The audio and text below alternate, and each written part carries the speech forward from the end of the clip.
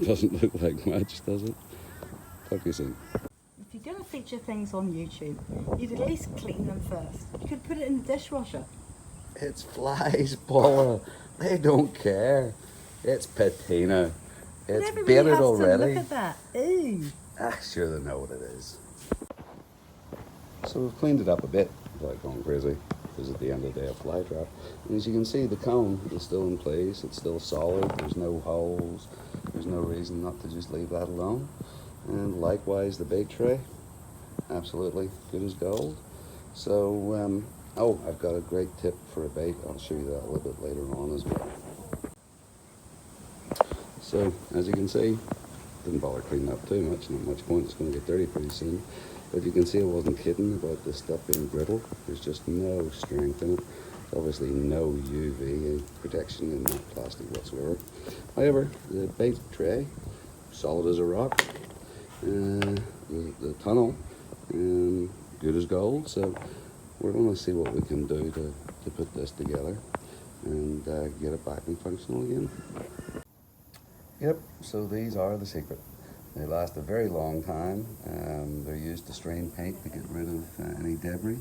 So they're bulletproof. I would strongly suggest you have a packet of those in your drawer, because we've got a few other uses. In my next video, I'm going to show you what I've been using it for the last number of years that just has saved me a small fortune. So what we're going to do is we're going to use the paint strainer bags. Got this at Bunnings. I can't remember how much it was, but there's 3, and I've got a fantastic use for the other ones. I'll show you that later on in a different video to keep this one nice and short. But basically what we're going to do is open this up, and you can see it's elasticated at the top. So a bit like a hairnet.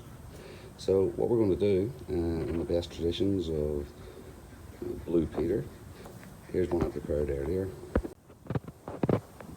What I've done is simply put it in, and you can see the net, you can see the opening, and as luck would have it, the 3 posts that hold the bait tray in place, it's just nice and snug. So all I did was get some glue and soak it well in there and put it all together, and there's still plenty of room for the flies to go through. You can see that the tunnel is fine. So what we can do is simply hang that up after we've glued it, and we're back in business. And because this is designed for paint straining, well, it's chemical resistant, it's really robust stuff. So we'll get it going, set it up, and let's see what sort of success we have. So just simply a bit of craft glue, a big gob of that around the net at each place. Really the flies don't care. And what I'll do is just use a lighter or something just to poke that down so it soaks through the material. And that's basically it. We're in business. We'll be drying about 15 minutes. And I want the glue off my table. I want the man to think about the things and prepare his work surfaces and not do it on the boardroom table or my outside entertaining table. It's not a work surface. You've got plenty of fucking workbenches. oops. So there we go, the finished article. I used one of my wife's stainless steel clothes pegs. I know, they're fantastic. I'll stick a link in the links below for where you can get those. They last forever. You never have to buy another one, and they're really strong. And then we've got the bait, as I said, the tunnel ready to go. It's about 11 o'clock in the morning here at the moment, so we'll see what happens in an hour or two.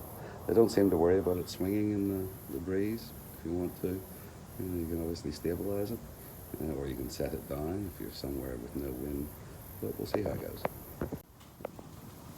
So if you've stayed this far, you probably want to see what the secret bait is. Ta-da! What we have is frozen mango, and we were going to throw out anyway. The moisture's there from the ice to keep everything hydrated, and then a bit of rotten banana that was going to go into the bin or into the chutes. So it's very windy today, but I'm pretty well guarantee we'll get some flies starting to arrive pretty soon. So we're approximately 1 hour down the line, and you can see we've got plenty of customers for the smorgasbord.